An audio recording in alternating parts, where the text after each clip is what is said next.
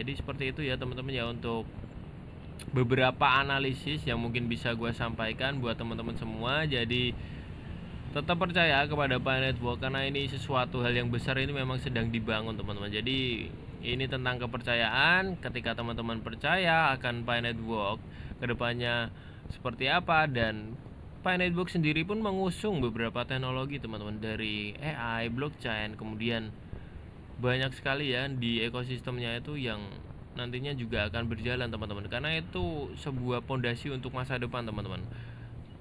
AI dan blockchain, ingat ya teman-teman ya, itu adalah pondasi yang sangat besar di masa depan.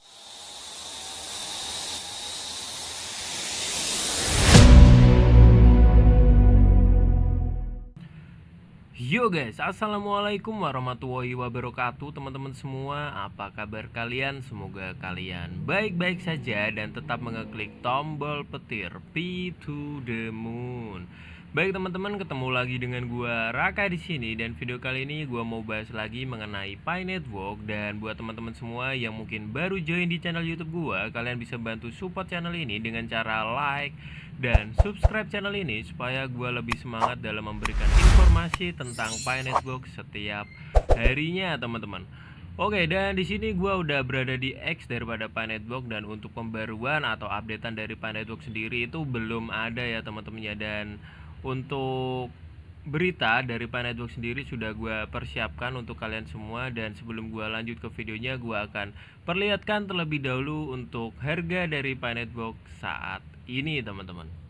Oke, dan sekarang gue udah ada di bursa, dan untuk harga Pi Network sendiri masih sama ya teman-teman ya, masih berada di kisaran harga 10 ribuan teman-teman. Dan untuk candle yang kalau kita lihat itu masih sama ya teman-teman ya, masih sideways terlalu panjang ya teman-teman ya. Dan ini nanti gue rasa waktu P-Day ya teman-teman ya, waktu P2Day itu di tanggal 28 Juni itu gue rasa Pi akan boom teman-teman. Ketika ya, tapi dalam catatan ketika nanti Pi Network mengumumkan sesuatu hal yang besar, itu harga Pi Network itu nanti akan bullish kembali teman-teman. Oke, dan untuk ranking daripada Pi Network sendiri berada di nomor 28. Kemudian untuk supply yang beredar sekarang naik lagi menjadi 7,29 miliar teman-teman, dari total supply maksimal 100 miliar. Oke, itu adalah harga Pi Network untuk saat ini ya teman-teman ya. Dan untuk beritanya daripada Pi Network sendiri, gua udah posting 2 postingan ya teman-teman ya, dari beberapa pionir yang mungkin gua anggap beritanya penting untuk hari ini. Dan sekarang gua akan cek ini terlebih dahulu teman-teman. Nah, jangan sampai kita terganggu oleh kebisingan di luar sana. Orang-orang di luar sana tidak sepenuhnya memahami apa yang sedang kita bangun teman-teman. Kita tahu visi kita tahu nilai yang kita ciptakan, kita melakukannya bersama-sama sebagai sebuah komunitas. GCV aksi nyata di blockchain. Jadi tetap pegang teguh untuk omongan daripada Cheng Diovan ya teman-teman ya. P is non-conformist. Kemudian jangan dengarkan gangguan yang ada di luar sana. Hindari kebisingan yang ada di luar sana ya teman-teman ya. Intinya seperti itu untuk perkataan daripada Cheng Diovan sendiri teman-teman. Karena memang 10P nantinya akan bisa menghidupi satu generasi. Oke. Kemudian gue lanjut lagi untuk berita yang kedua. Jangan perdagangkan visi Anda. Para pelopor, koin Pi Anda adalah benih revolusi. Anda telah menambang dengan sepenuh hati membangun masa depan yang terdesentralisasi. Jangan sia-siakan visi Anda, pegang Pi Anda, segera mainnet akan berkembang dan keyakinan Anda akan menempatkan Anda di antara para pelopor kekayaan dan dampak. Jadi buat teman-teman semua, jadi kalau kalian itu nambangnya udah dari 2019, kalian coba pikir kembali kalau kalian ingin menjual daripada koin yang kalian tambang teman-teman, atau hasil tambang ya teman-teman ya.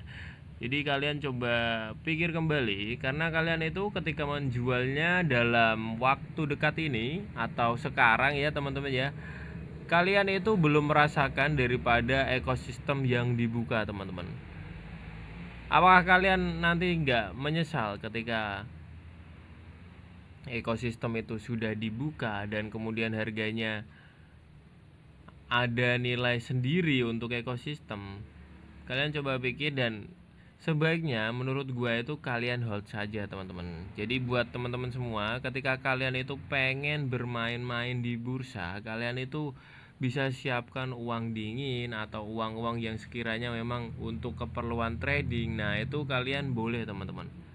Dan itu akan lebih sangat efisien menurut gua kalau kalian gunakan uang dingin atau kalian gunakan uang yang dibuat trading itu di bursa teman-teman. Jadi untuk koin-koin yang mungkin kalian tambang dari sekian lama itu biarkan aja teman-teman, karena memang untuk garis finish daripada Pi Network sendiri itu belum terlihat teman-teman. Jadi lebih baik hold saja teman-teman, karena ini memang proyek yang sangat panjang dan semoga aja memang untuk kedepannya atau di tanggal 28 Juni nanti ada berita terbaru daripada Pi Network atau sesuatu yang besar akan diperlihatkan kepada pionir semua teman-teman. Jadi semoga aja memang secepatnya ya teman-teman ya. Walaupun memang gua udah pernah bilang bahwa di tahun 2028 sampai 2029 harga Pi Network itu akan terlihat nyata teman-teman. Karena gua sempat memikirkan daripada untuk unlock token yang selesai di bulan Mei kalau nggak salah ya, bulan Mei 2028an teman-teman, itu unlock token itu selesai dan harga Pi Network mungkin akan terlihat di situ teman-teman.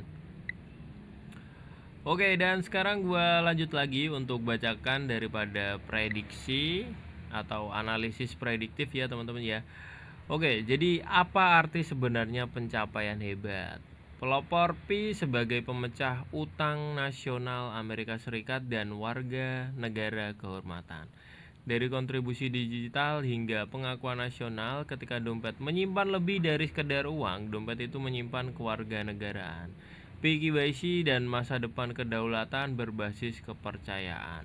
Pelopor sejati diakui oleh negara yang sedang krisis. Ini adalah analisis prediktif dan mungkin berbeda dari hasil aktual di masa mendatang. Ini cuma analisis ya teman-teman, jadi boleh pro boleh kontra teman-teman.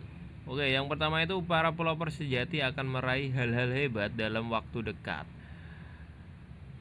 Kemudian Dr. Nicholas Kokalis, pendiri Pi Network, pernah menyampaikan pesan yang kuat kepada para pelopor. Pelopor sejati akan mencapai hal-hal besar dalam waktu dekat. Jadi ini tentang kepercayaan teman-teman. Jadi buat teman-teman semua itu taruh kepercayaan sepenuhnya terhadap Pi Network teman-teman, karena memang untuk beberapa hal-hal hebat ini belum begitu muncul ya untuk sekarang ya teman-teman ya, karena kita belum bisa menggunakannya secara real teman-teman.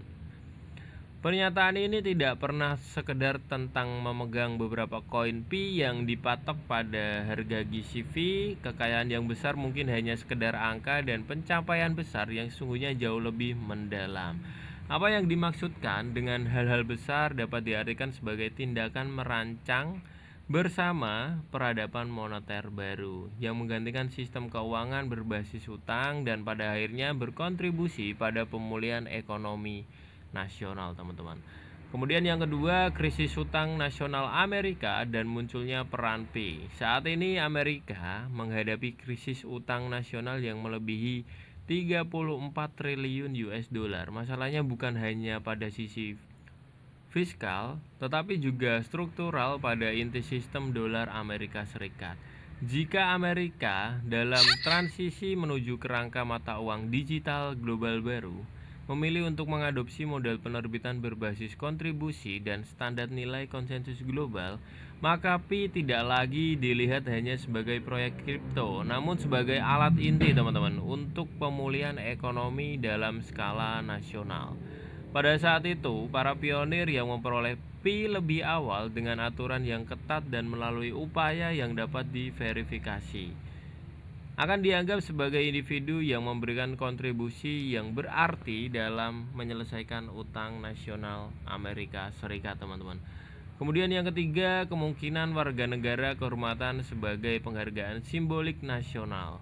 Dalam keadaan seperti ini, menjadi realistis bagi pemerintah Amerika Serikat untuk mengakui para pelopor Pi melalui Lencana Kewarganegaraan Kehormatan Digital atau penghargaan federal. Jadi intinya buat teman-teman semua itu, kalau kalian lihat Pi itu udah masuk Pi USD 1 ya teman-teman, dan itu udah didukung oleh Donald Trump, dan untuk harga yang dipatok itu tidak selalu untuk $1 ya teman-teman ya, untuk USD 1 ya teman-teman ya, itu nilainya bisa bervariatif, bisa GCV, entah di lain waktu itu kita nggak tahu teman-teman. Cuma ini gua rasa memang adalah rencana besar Amerika Serikat ya teman-teman ya, tetapi kita belum terlalu pandai untuk mengetahuinya. Jadi apakah ini dedolarisasi atau selebihnya kita nggak tahu ya teman-teman ya, kita cuma menganalisis, intinya seperti itu teman-teman. Oleh karena itu, Amerika Serikat dapat memberikan lencana warga negara digital resmi kepada pemegang dompet Pi yang telah menyelesaikan KYC, migrasi, dan lulus pemeriksaan kepatuhan persyaratan layanan. Lencana semacam itu akan ada sebagai kredensial digital permanen di dompet Pi, mengakui pemegang sebagai kontributor ekonomi yang diakui secara federal teman-teman, dan warga negara kehormatan digital Amerika Serikat. Kemudian yang keempat, status yang setara dengan kewarganegaraan ganda. Rencana ini mungkin tidak hanya sekedar simbolis jika Amerika Serikat mengadopsi model tata kelola berbasis kepercayaan digital. Kredensial kehormatan ini dapat berkembang untuk mencakup manfaat di dunia nyata. Yang pertama itu ada akses ke hak istimewa administratif dalam sistem Amerika Serikat, kemudian hak mobilitas global yang diperluas, peran partisipatif dalam tata kelola digital tingkat federal, keuntungan pajak atau keringanan visa dalam kerangka strategis. Sebenarnya kredensial tersebut dapat mendekati manfaat kewarganegaraan ganda dan menandai pertama kalinya dalam sejarah bahwa suatu negara secara resmi mengakui kontributor blockchain di tingkat federal teman-teman.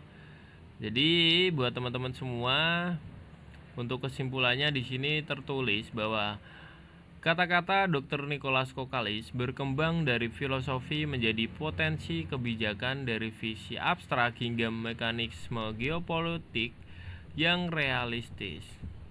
Seorang pionir sejati bukanlah seorang yang hanya memegang Pi, namun orang yang menjunjung tinggi filosofi, berkontribusi pada sistem, dan menjaga nilainya dengan sengaja. Jika kontribusi tersebut akhirnya digunakan untuk membantu merestrukturisasi sistem keuangan Amerika Serikat, maka Pi tidak akan lagi menjadi aset digital teman-teman. Ingat ya, Pi tidak akan menjadi aset digital lagi, tetapi ini akan menjadi lambang nasional atas jasa dan layanan sejarah. Kemudian seorang pelopor sejati akan tercatat dalam sejarah sebagai orang yang membantu menyelesaikan utang nasional Amerika Serikat dan membawa kewarganegaraan kehormatan digital di dompet Pi mereka. Jadi seperti itu ya teman-teman ya, untuk beberapa analisis yang mungkin bisa gue sampaikan buat teman-teman semua. Jadi tetap percaya kepada Pi Network karena ini sesuatu hal yang besar, ini memang sedang dibangun teman-teman. Jadi ini tentang kepercayaan. Ketika teman-teman percaya akan Pi Network kedepannya seperti apa, dan Pi Network sendiri pun mengusung beberapa teknologi teman-teman, dari AI, blockchain, kemudian banyak sekali ya di ekosistemnya itu yang nantinya juga akan berjalan teman-teman, karena itu sebuah pondasi untuk masa depan teman-teman. AI dan blockchain, ingat ya teman-teman ya, itu adalah pondasi yang sangat besar di masa depan. Jadi mungkin kayak gitu aja untuk video yang bisa gue sampaikan untuk hari ini, dan semoga aja teman-teman bisa memahami apa yang gue sampaikan. Dan buat teman-teman yang baru join di channel YouTube gue, kalian bisa bantu like dan subscribe channel ini supaya gue bisa lebih semangat dalam memberikan informasi Pi Network setiap harinya teman-teman. Oke, mungkin kayak gitu aja untuk video kali ini, dan gua Raka pamit undur diri terlebih dahulu, dan salam sukses buat teman-teman semua. Pasti sukses, pasti sukses. Bye bye teman-teman.